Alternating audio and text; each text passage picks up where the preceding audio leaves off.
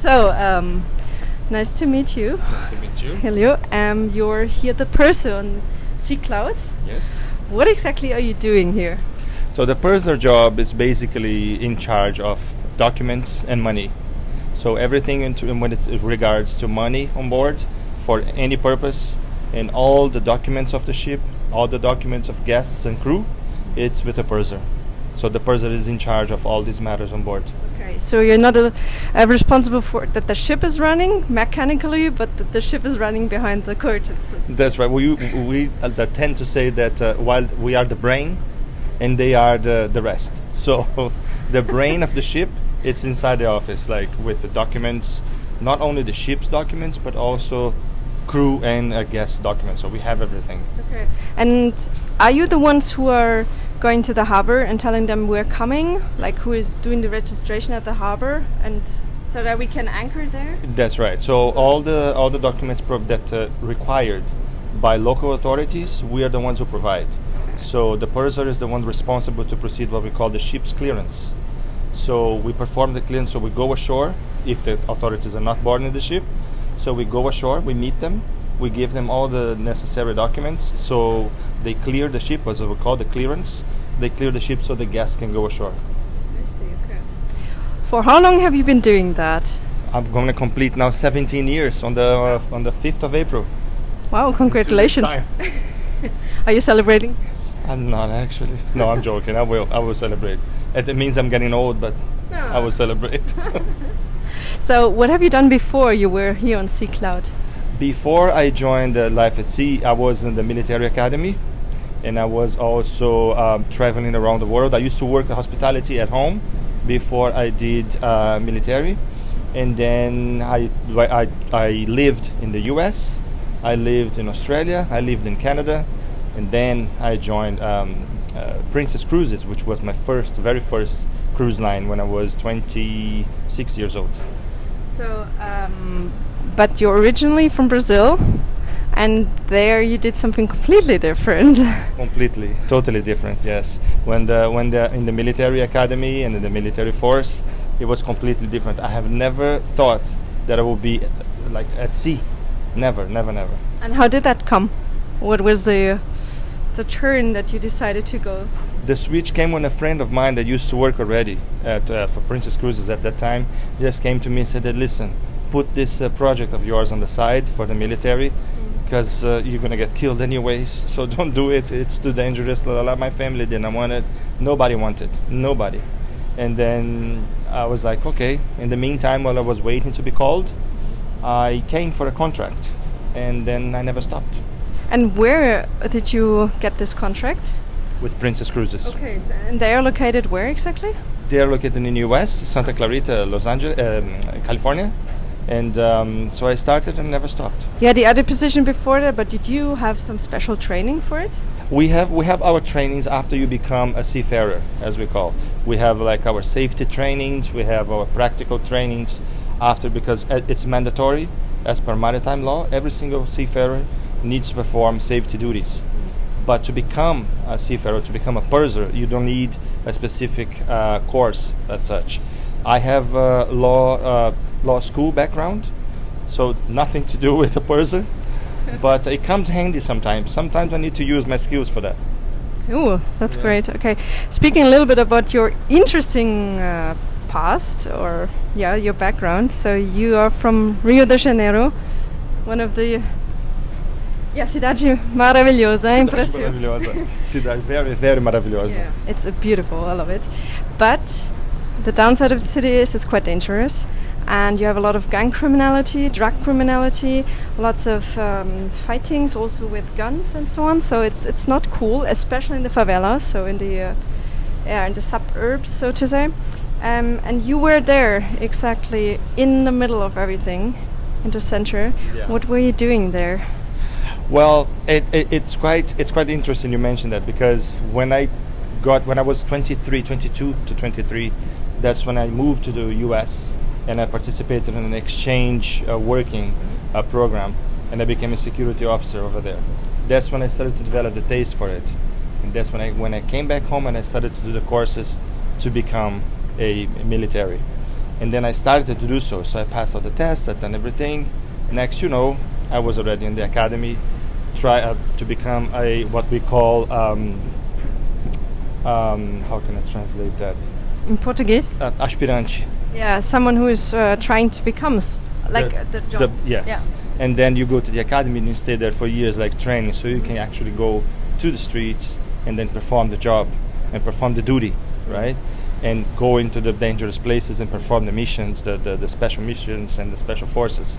And that one was like complicated, like to face it, because as you said, it is very, very dangerous. It is very complicated to absorb that. Once it's when you are in the academy, it's one thing. Yeah. When you go to the real life, it's a complete different thing. So you were joining Polícia Militar? Militar, yes. So there's strong guys going into favelas and trying to get rid of the drug dealers, the illegal. Trying to clean the city. Yeah. Well, at least someone needs to do something right. Someone needs to try to do the right thing. And that's what I always try to do, the right thing. I wanted to, when I joined law school, was to become a legal prosecutor. And then, or join the federal bureau. But then I had to study too much, so I quit the federal bureau, and then I turned to the military side, which ended up like what I wanted anyways. And how long did you do that? For 3 years. 3 years only, and that was enough. That was enough. I could see that if I stayed, things would not go very well. My family was already panicking, friends, everybody. So it was not. The environment, it's complicated, and I still have friends there, on the militar, on the civil. I have on both sides, and I see now how they are, and some of them like not psychologically okay, and it's complicated. Understandably, I mean, it's not their fault.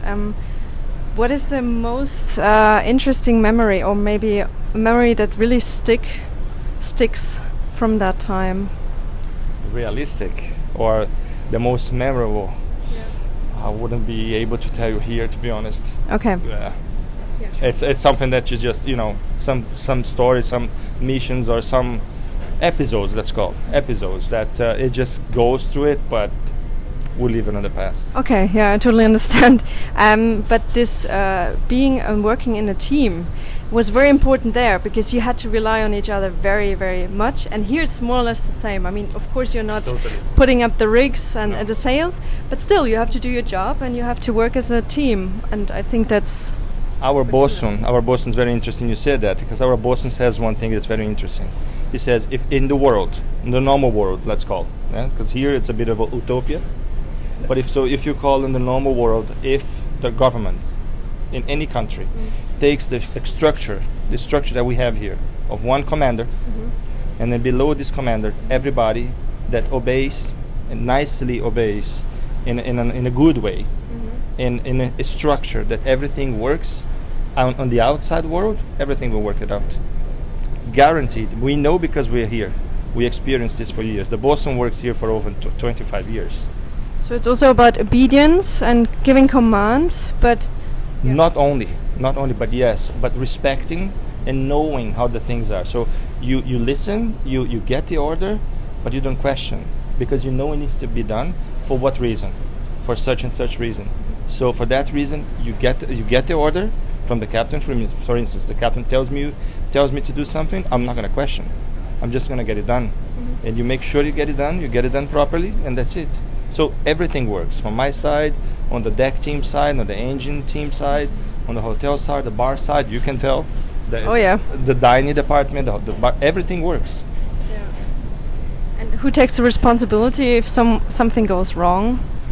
Ultimately, is his responsibility. The captain's. Yes, he's responsible for everything.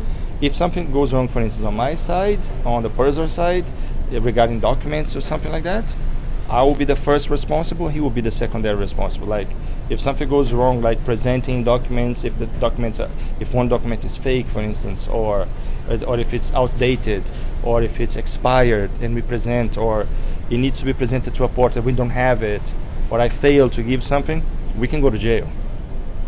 Me and him, yeah. So both of you? Yes, both of us. Imagine like holding hands, going to jail.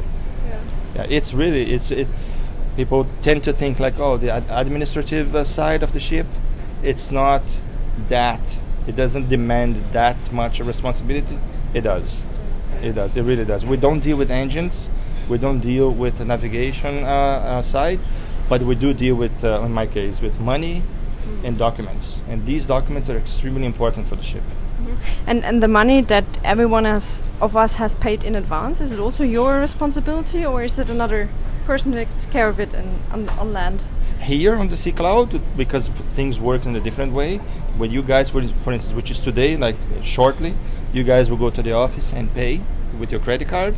Then on that time, yes, the money is my responsibility, but I passed on everything to the head office in Hamburg. But the money that I say is like the Sea Cloud money as such, and also the crew money that stays in my safe for local purchases, for anything that we have to pay outside, for everything that we need to buy outside, for the ship operation, everything is with me. Okay. So it's quite of a good amount. Yeah. I'm asking that a lot of people, but what does freedom mean to you? Freedom to me, this is freedom. Open sea, looking outside my office and looking at this is freedom. Freedom for me is just knowing that I'm doing what I love, and I'm about to finish my contract, as I mentioned to you before. I'm going home together with you, like finishing my contract 5 months on board, finishing my contract tomorrow. I'm going home. It's a freedom for me is knowing that I have my mission accomplished in a different way as it used to be before. I have my mission accomplished, everything with success, and leaving the people behind that I'm leaving here happy and sad at the same time that I'm leaving. This is freedom for me. And also deciding freely what you're going to do afterwards when you have left the ship. So what are your plans? Our plans is going home now, enjoy, eat a lot of Brazilian food. Oh yeah. As you know, it's very good. Comida típica. Oh. Comida típica. Eating a lot of food, of my mom's food that I miss very much. Meeting my friends, going to places in Brazil that I've missed a lot. For example? Belo Horizonte, where my friends are. I have a lot of friends there because after I grew up as a kid in Rio, me and my family, my mom, dad, my sister, we moved to Belo Horizonte. So I grew up my teenager time was in Belo Horizonte. So I have a lot of friends there. So yeah, they miss me, I miss them. So we go there, we get together, we spend some time. It's only 2 months vacation. So I have to catch up. Yeah, I can understand. So I was wondering, each of you, or talking about you, do you have a fixed flat in your home countries that you just leave free, like you leave not unattended, so to say, while you're on the ship, or are you booking like Airbnbs? How is that going? It depends. It goes by time to time. Let's say, how do I feel this time? Do I feel like going to my mom's place and leave my things over there? Do I feel like going to my auntie's place, which is like a second mother to me? Or do I feel like going to my sister's place and leave something over there? Or should I go to my own flat? And because they're in different cities. So I'm lucky enough. Yes, I'm very lucky. I have my own apartment in Belo Horizonte. My auntie and cousins, they live in Rio. My mom and my sister, they live in Uberlândia, which is countryside of Minas. So I have different places that I can crash, let's put it this way. So it always depends, how do I feel like and how would it be like when I get home. Usually I tend to go, and when I land, I go to Rio first, stay there for a while, go to the beaches, meet my friends, and then from there I go Uberlândia, see my mom, my sister and everybody. Then I go to Belo Horizonte to see my friends. That's how it goes. How about holidays? Holidays, it's complicated. Holidays, it's complicated. For me, Christmas is really important. I'm a very, very big time family guy. So although I'm not married or don't have kids or nothing, but I'm big time a family guy. So I love to spend family time. And Christmas, it's all about family. So when Christmas is on board, it's a little bit sad for me. But when New Year's Eve come, then it heals, because it's party. Also on board here. Also on board, yeah. If I'm at home with my family, then I'm super happy. food and party and festivities. As you know, Brazilians are like all Love about it. the party, That's all good. about the festivities. Yeah. And with New Year's Eve, it's the same thing. Then I go with my friends and then we party, and that's about it. And what would you call home? Is it easy to call someplace home, or? No, after you become a seafarer, it's very hard for you like to call a place home. But home, for me now, home is where I feel safe. So I have 3 places that I call home.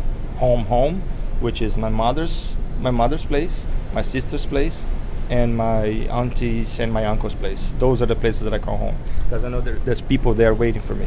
And the vessel here?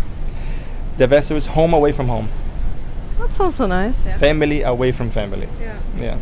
So, what are your future?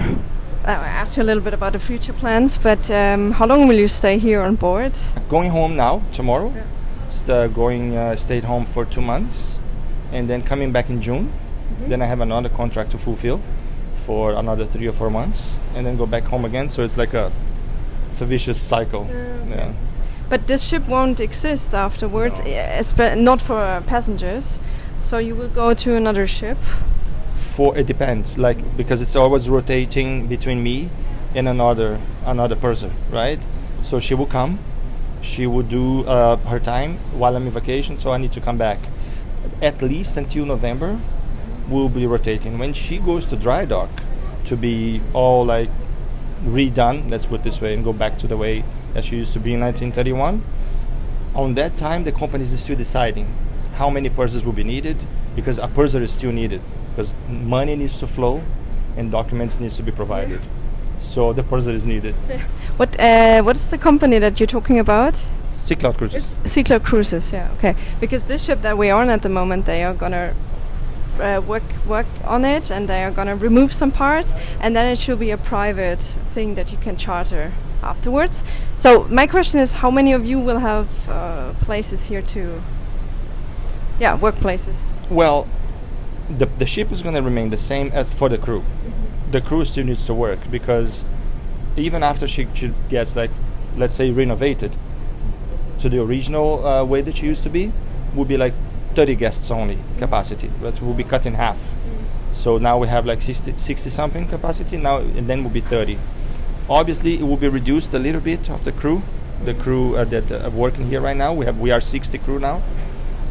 But still, the crew members will come back. So after she comes back to service, the crew members will return. And that's when we start to go back to work here again. I hope I come back. I don't want to leave the Sea Cloud. I can understand. It's so beautiful. You can feel that it's almost 100 years old. It's yes. amazing, yeah. You feel like you're traced 100 years back here. You are, yeah. If we're ignoring our cameras and smartphones, but but the rest of it, yeah. It's all in the past. And you feel when everywhere you look, the things that you touch, you can smell. Like everything is like so old-fashioned. The way the Sea Cloud cruises tend to bring the old style cruising as used to be. So that's what I think. Like as I told you, I used to work for Princess Cruises, for Silver Sea, for Regent 7 Seas, like top luxury cruise lines.